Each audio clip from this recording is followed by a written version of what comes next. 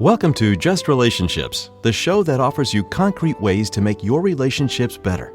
Whether it's your boss, your spouse, your children, or your friends, the quality of your relationships in life directly affects how you feel about yourself and the success you achieve. Your host, Dr. Duffy Spencer, a psychotherapist, telecoach, author, and seminar leader, will interview top experts to help you learn to manage this essential part of your life. And now, here's your host, Dr. Duffy Spencer. Greetings to you. Well, if you tuned in last week, you know that this is the second part of the series with Matthew Fray on This is How Your Marriage Ends, and the so-called little things that go wrong in a relationship. Matthew, as you talked about last week, that it's not major marriage crimes of infidelity or gambling or abuse, or at least overt abuse. It is the so-called little things that have meaning, like not putting dishes in the dishwasher when asked thousands of times to do it, and then being labeled a nag. And you went into the male mind, and we are making gender generalities here. I'm not going to say stereotypes.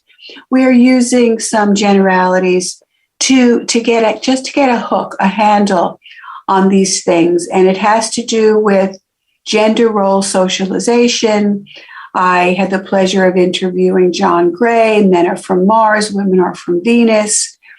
And he made the point that that if a man messes up, he forgot the milk, the wife is to say, no biggies, no biggie. So not to shame him.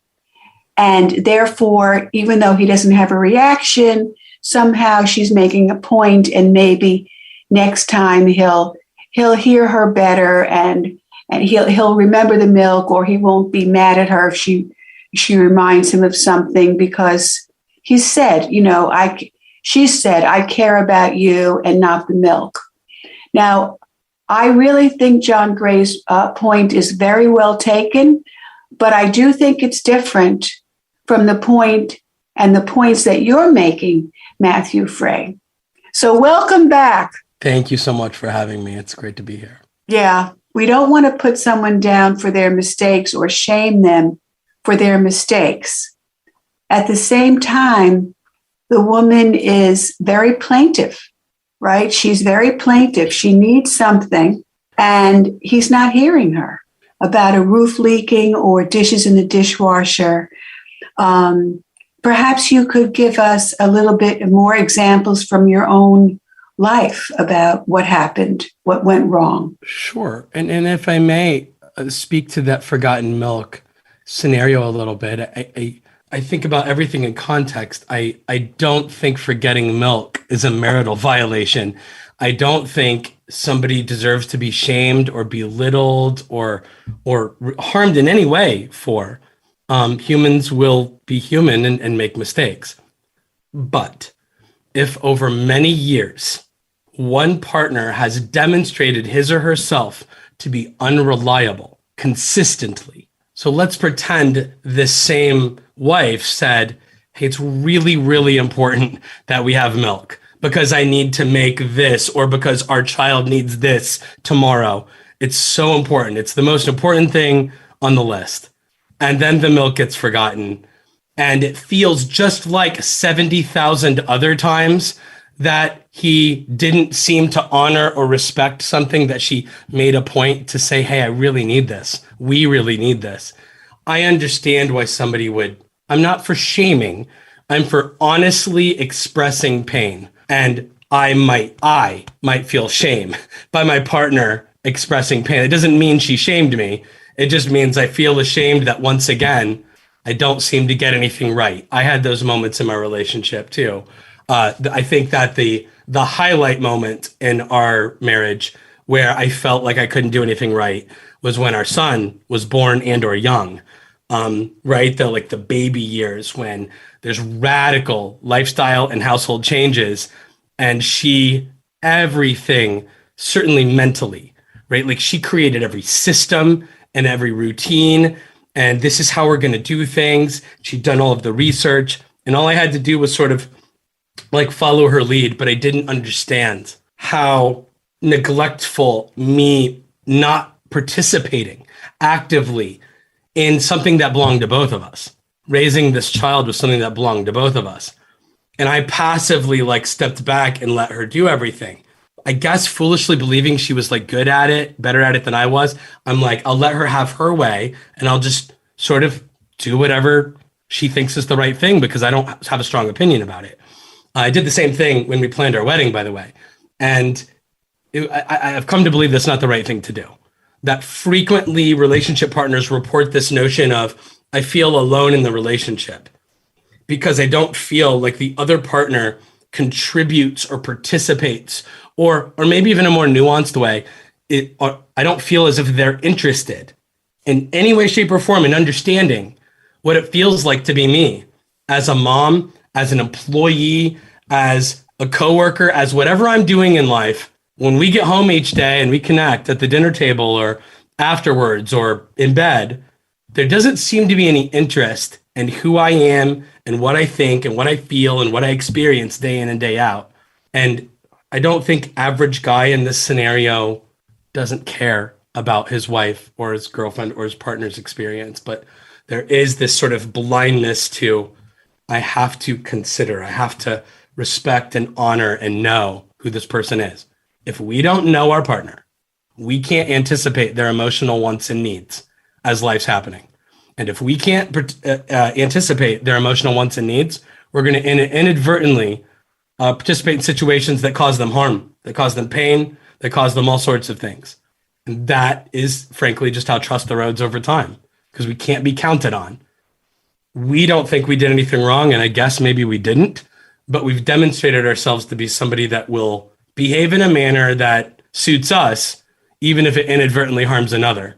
And this failure to consider, to think about someone else and to do things accordingly, I just think that is the foundational condition that breeds mistrust over time in relationships. It tends to be I failed to consider you. You said something about this instance where I didn't even know I was doing anything wrong. I might have been blind to it completely. But then I defend myself or otherwise invalidate you when you tell me that this lack of consideration instance happened.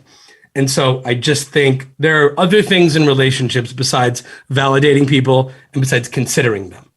But I think if we develop a mindful, emotionally healthy habit of validating people's emotional experiences and being mindfully considerate of them in our daily shared lives together, that gets us far enough along where we're going to be able to overcome the rest of it.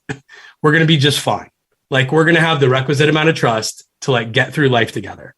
I think that's maybe the 80-20 rule that gets us 85% of the way there. And they seem like, I think, nebulous ideas to people. But I think when I deep dive with like an individual partner in a conversation on Zoom, which is how it usually happens on the computer, it starts to hit home. I so agree with you, Matthew Fray, Fray, author of This Is How Your Marriage Ends, a hopeful approach to saving relationships. And I'm thinking as you're talking, the most common form of child abuse is negligence. So you're referring really to emotional negligence. And negligence sounds like a stronger word than neglectful. But really, it is about emotional negligence. And I go back to the gender roles of, it seems that males have less empathy than females, that they don't have the kind of relational skills. In last week's show, you referred to it as a gap, a relationship skill gap. I think that's what you called it. Yeah. So the idea of empathy, and again, what I say to my clients is, if a man cannot relate to a woman's, say, loss of youthful beauty, he can take the general version of loss and say, oh, I can relate to my hair loss, I can relate to my loss of virility, And now I get it, right? It's not about being pretty, it's about loss. So it is mindful that we can literally teach ourselves to be more empathetic by stepping back, if we don't have the exact experience, to the general version of what is this about and how can I relate to it? So that's one piece. And there's so much more that I want to comment on, but anything about that. And I do take your point that if you really, really look at consideration and participation, that's a big deal. And I think that is part of the 80-20 rule. If I generally consider you and I don't take your requests as bothersome, that they're interfering with my life because my life is somehow more important and you're just being a nag, but I take you seriously, then there's power there. There's not feminization. There's power. It's not the yes, dear, yes, dear, yes, dear. Thank you for highlighting that. We know that women seek therapy more than men. We know that women read self-help books much, much, much more than men. So I want so much for the men in our audience to hear this, to not think of themselves as bad or wrong or shameful or derelict, but what? Just inconsiderate? Just blind? You use the word blind. Yes. The word inconsiderate, I think, almost can have a negative connotation, even though I think it's accurate. I don't mean, we call people inconsiderate when we feel like they're rude sometimes. And I don't mean that about these guys. My work is the idea that, and forgive the broad generality, that good people, because what is good? Good people can be bad partners is my premise. Right. It does not mean you do anything bad. And I tell that to almost every guy I'm working with. Like, I don't think you're bad, and I don't necessarily think you do bad things. I think you do things that feel mathematically neutral, that feel benign, that feel harmless. And then a negative experience is reported by somebody else, and it violates your sense of justice. It's like, that is an inaccurate sort of, you know what I mean? That's like an unfair attack on what I did. I didn't do what you're saying I did, or you shouldn't feel because I meant this other thing. We've already talked about this invalidation triple threat extensively. That's just over and over and over again. I rely heavily on metaphor, if you will, analogy in my conversations with these guys. One that I lean on is, imagine my wife has a 2nd or 3rd degree burn wound on her arm. She has a long sleeve, so I don't know it's there, right? This is a fantasy world where I didn't know she was severely burned. And we're cooking in the kitchen, we're preparing food together, and I run my elbow into her arm. Not very hard, just a gentle, loose elbow hits her, and she loses it, yelps in pain and freaks out. My reaction is going to be, oh my God, she's going crazy because I lightly touched her arm. But what if she rolls up her sleeve, she shows us the wound, and reports just how painful that was? I think I can understand that hurts. And I think my relationship partner should be able to count on me tomorrow night and the next night and the next night, that when I'm working in the kitchen with her, I'm not running my elbow or some other thing into that where that wound is. I think she should be able to trust me to be careful there. And what I talk to the guys about when they're talking about their wives' emotional reactions to them, I'm like, how many nights in a row do I get to run my elbow into her arm and say, oh my gosh, I forgot, I'm sorry. And we might even be able to mean it. Like, it might be a very honest, blind, forgetful, dopey dope sort of moment. But how many times is she allowed to take the shot and not utter a word of pain or express a negative emotion? So that's one of the things I talk about, because I think everybody should be able to relate on some level with the idea that it would make sense to be human and express pain if that kept happening to you, even though it was an accident. There are so many analogies that I use in this work, and they escape me sometimes. But well, that's okay, because I just wanted to say I use a similar analogy, which is if you just take a file, a piece of sandpaper on someone's arm, it's nothing. But if you put that same nail file on an open wound, it hurts like hell. yeah.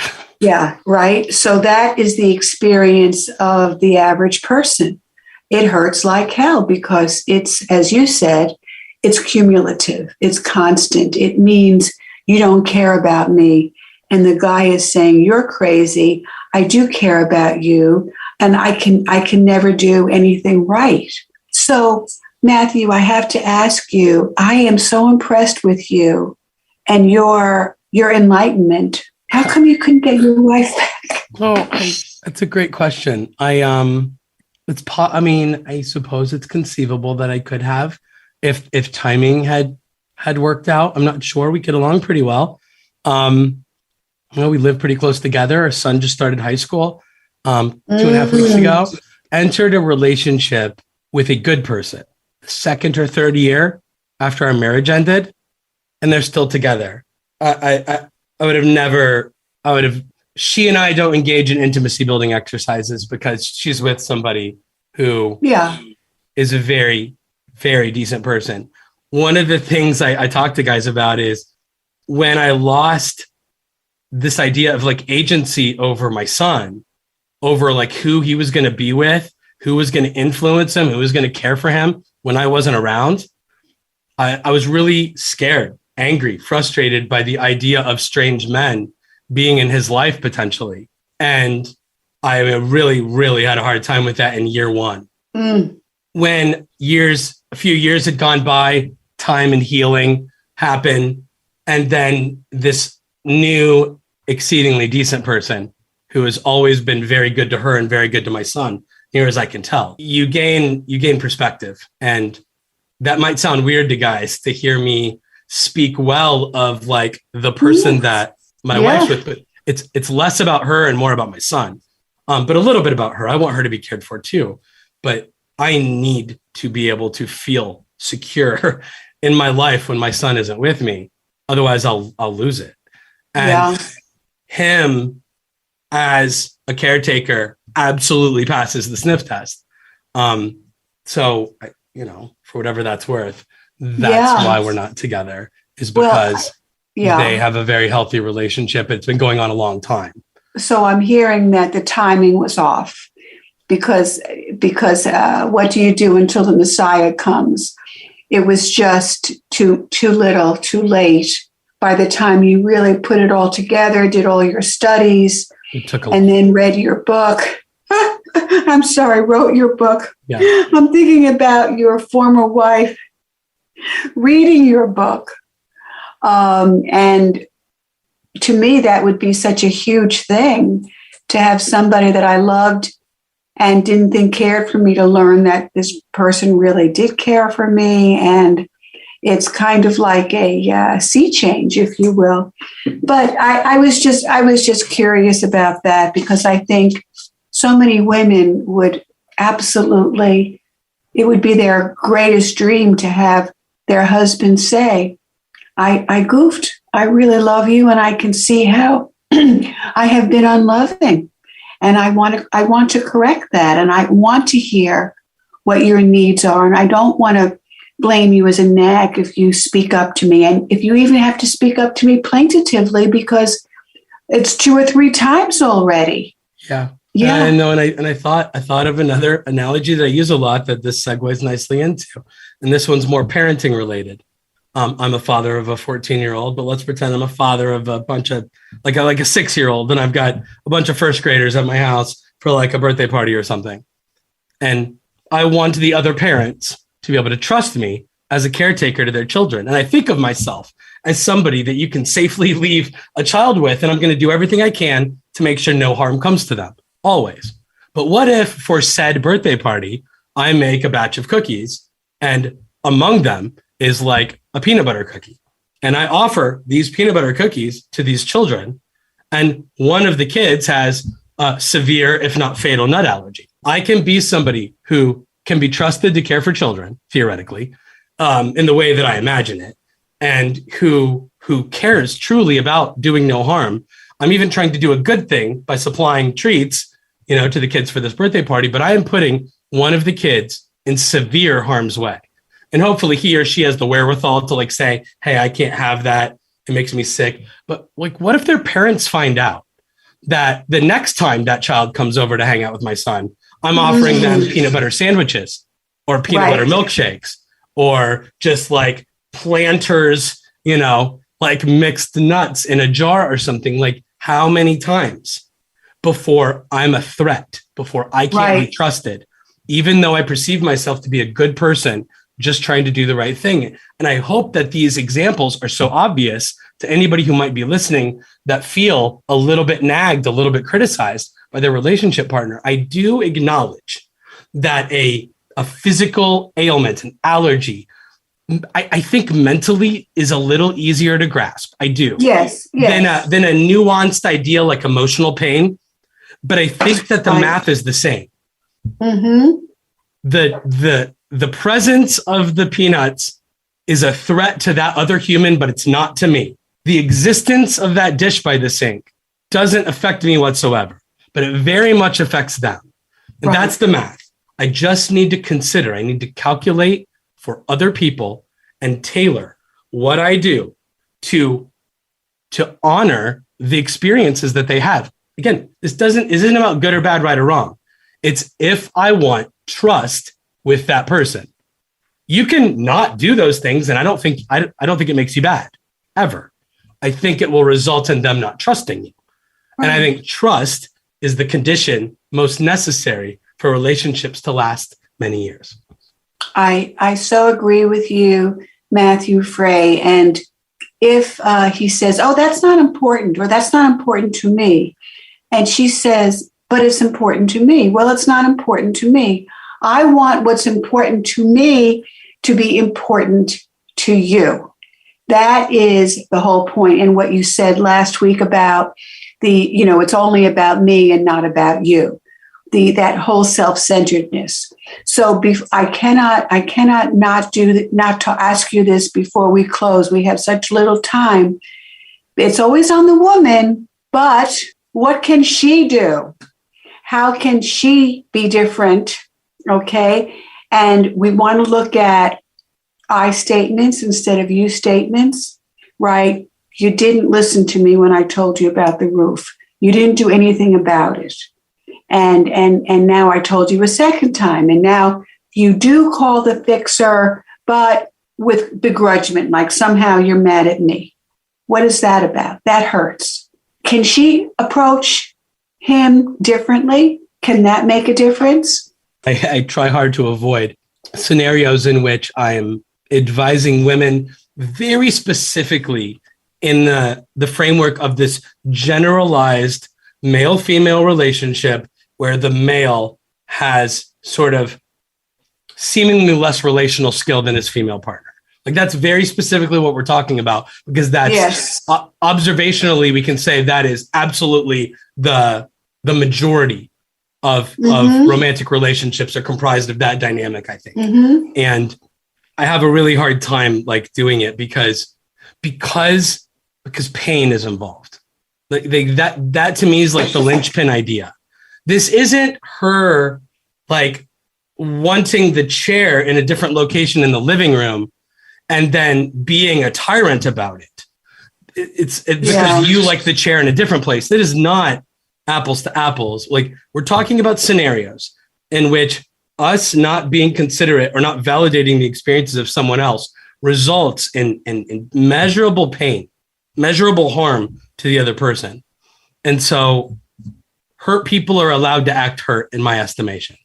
But if we're going to just talk logistics, what could someone do pragmatically? For me, it's, I want to communicate. I know you didn't try to hurt me, that you may be completely unaware. I'm a little frustrated that you're unaware, but I accept that you are still somehow unaware that when you do this or when you don't do this, it hurts me. And I am not trying to imply that you're bad that I don't love you, that you're less than. I'm simply trying to make you aware that this thing you did that you didn't know was hurtful did in fact result in hurting me. And I'm not trying to criticize you. I'm trying to request that you help me. Moving forward, it would be awesome if when this situation comes up, that I not feel like the same level of hurt anymore. And I did that, but like that's so, it sounds so absurd to me when I imagine like the wife of and mother of three in like year 18 of the marriage on her 77th conversation about the same topic. Like it would take superhero levels of patience and composure to execute that conversation. But, you know, but what if you're catching somebody in year one of patience? Yes. So, and then when she tries to make I statements and that hurts or I feel bad, and he says, "Oh, your feelings again. I don't want to hear about your feelings, because he doesn't perceive that her feelings are tyrannical, right? That it's her feelings that count more than anything else. What about his feelings? So that's why people need people like you and me, right, Matthew Fray? Relationship coach. Like you, but well, no, psychotherapist. No, I think you're great, and I want everyone to read your book. I want men to read your book. How come men in the audience? I don't know what's the ratio here, but please read this book by Matthew Fray, Fray. This is how your marriage ends, a hopeful approach to saving relationships. And if you're interested in being counseled or coached by Matthew Fray, how can people get in touch with you, Matthew? Thank you, Dr. Duffy. My home on the internet is MatthewFray.com. It's Matthew with 2 T's, as you said, and then Fray. And all of the links and things are there if anyone were interested. Thank you for asking. Of course. Matthew Fray with 2 T's .com. And you are available as a relationship coach. And I hope that the women in our audience tell the men about this and say, there is hope for us. Well, I know you don't mean to hurt me. And here's a way that you can stop hurting me to the degree that I want to leave you. Here it is. Well, I can't thank you enough, Matthew Fray. I wish you so much luck with this wonderful book, Fray. This is how your marriage ends, a hopeful approach to saving relationships. And this is Dr. Duffy Spencer saying goodbye for now and wishing you great relationships.